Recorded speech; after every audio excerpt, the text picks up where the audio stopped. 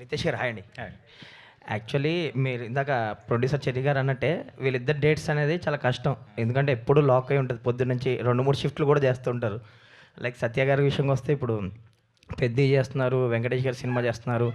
So చాలా సినిమాలు చేస్తున్నారు ఆయన. ఏంటి డేట్స్ ఎలా కేటాయించారు నిజంగా మీరు అన్నట్టు? అంటే ఇది నేను యాక్చువల్లీ లాస్ట్ ఇయర్ మేలో అలా స్టార్ట్ చేద్దాం అనుకున్నా. ఆయన ఉండడం వల్ల నవంబర్లో స్టార్ట్ చేయాల్సి వచ్చింది అంతే. సార్ సింపుల్ ఆన్సరా? సో చెర్రీ గారు మీరు చెప్పండి సార్. అంటే నిజంగానే వీళ్ళ డేట్స్ ఇచ్చి ఇంత తక్కువ టైంలో ఫినిష్ చేయడం అనేది కూడా ఇప్పుడు మీరు అనుకున్న టైంకి రిలీజ్ చేయడం కూడా ఈజీ కాదు కదా. సో అంటే రితేష్ గారు చెప్పినట్టు డెఫినెట్గా డేట్స్ రావడం అంత ఈజీగా మాకు దొరకలేదండి. He was busy with lot of assignments, ఎందుకంటే చాలా మూవీస్ చేస్తున్నారు సత్య ఎస్పెషల్లీ. సో ఆయన ముందే చెప్పాడు, నేను సెప్టెంబర్ అక్టోబర్లో ఆ టైంలో అవుతేనే బంచ్ కింద ఇవ్వగలుగుతాను, ఎక్కువ డేట్స్ ఇవ్వగలుగుతాను బల్క్గా, అప్పుడు నాకు చాలా ఫిలిమ్స్ ఫినిష్ అయిపోతాయి అని చెప్పడం జరిగింది. ఆగస్ట్ సెప్టెంబర్ అలా అక్టోబర్ నవంబర్ అయిపోయింది. సో నవంబర్ 17కి స్టార్ట్ చేశాను యాక్చువల్ షూటింగ్.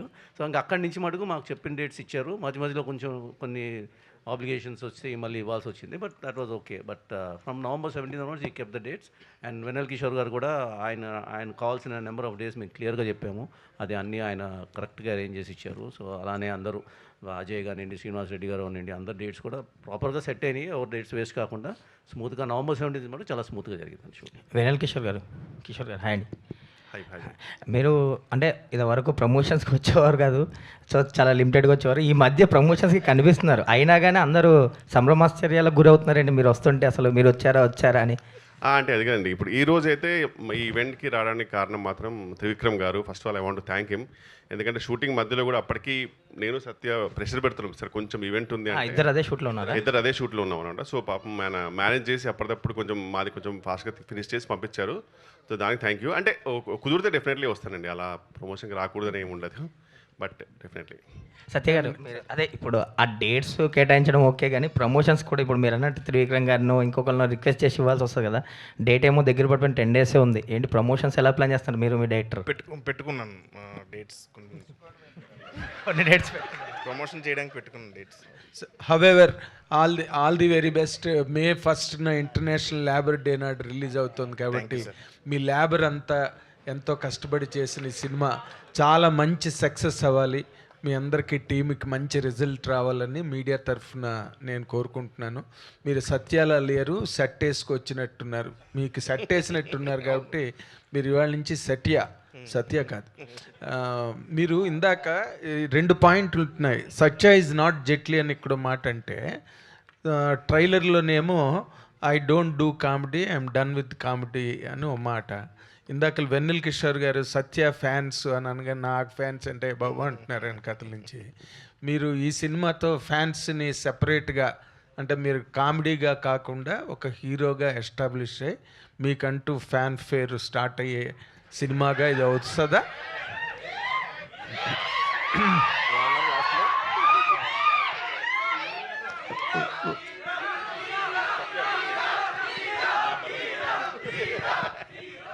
నిజంగా వాళ్ళే సార్ నా బలం నిజంగా. కాదు, నేను అడిగిన దాంట్లో how far you could enjoy the character, ఫోర్స్డ్గా చేయవలసి వచ్చిందా లేదా నిజంగానే నచ్చి చేశారా, లేకపోతే దీని వెనక ఎంటబడి బతిలాడి డేట్లు లేవంటే వేరే వాళ్ళకి వెళ్తా అంటే నీకు దండం పెడతా అన్నా అని చెప్పి ఎంటబడి లేదు సార్, రితేష్ కథ చెప్పిన వెంటనే నాకు నచ్చి చేశాను సార్. క్యారెక్టర్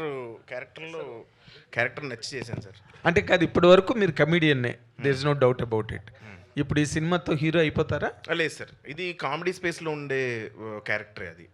అంటే ఇప్పుడు హీరోలు ఎలా చేస్తారు, ఈ సినిమాని హీరోలు చేస్తే ఎలా ఉంటుందని నేను అలా చేశాను సార్.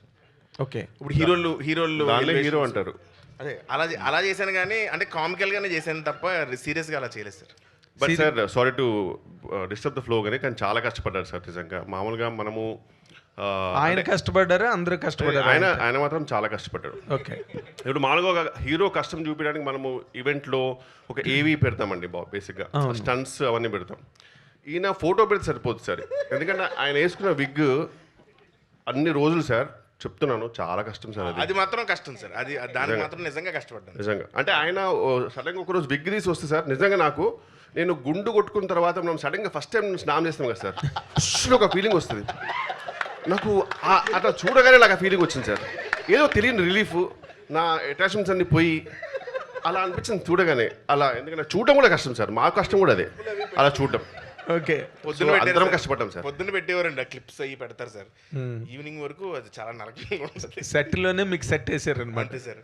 అవునండి. అంటే what is the best part you enjoyed in this film అండి? ఒక ప్రోటగనిస్ట్ లీడ్ క్యారెక్టర్గా ఫిల్మ్ అంతటిని మీరే లీడ్ చేయాలి కదా. ఏంటంటే సినిమా అంతా యాక్ట్ చేయడం,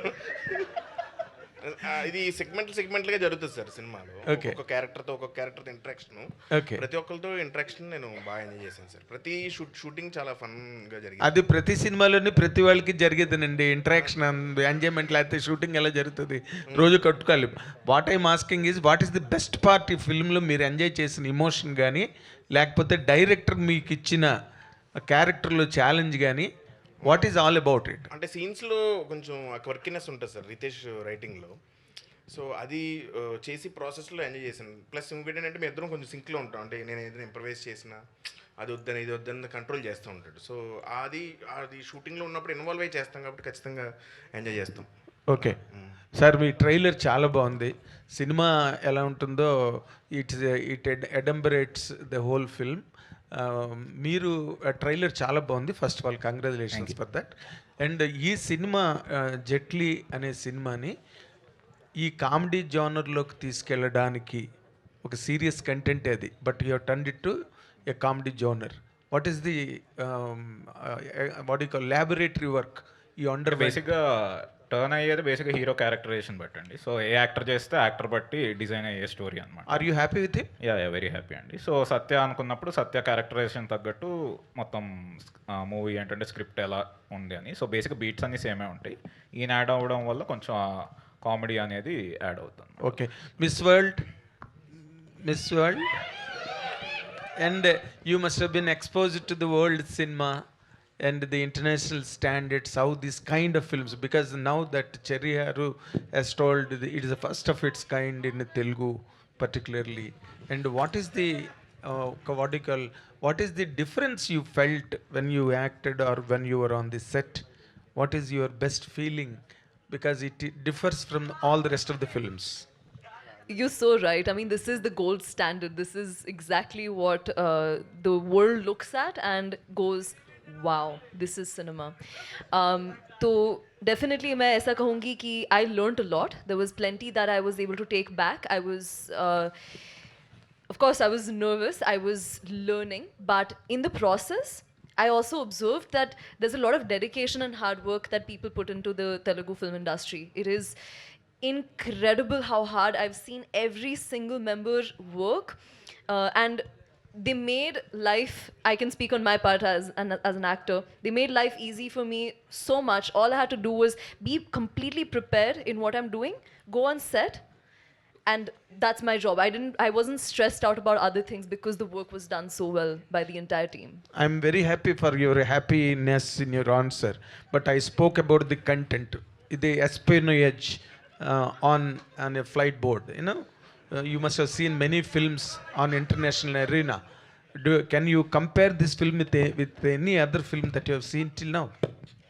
There are a few movies, you're right. There are many movies that kind of follow the pattern of being on a flight, and this is 80% shot on a flight. So, in terms of the content of the movie, there are a lot of similarities in terms of,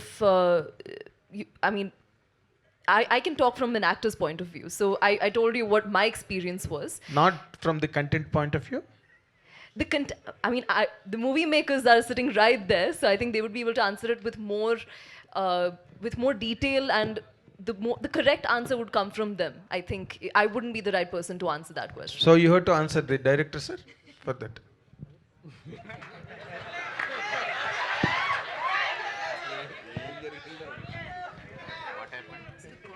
I was asking if I've seen movies from all around the world.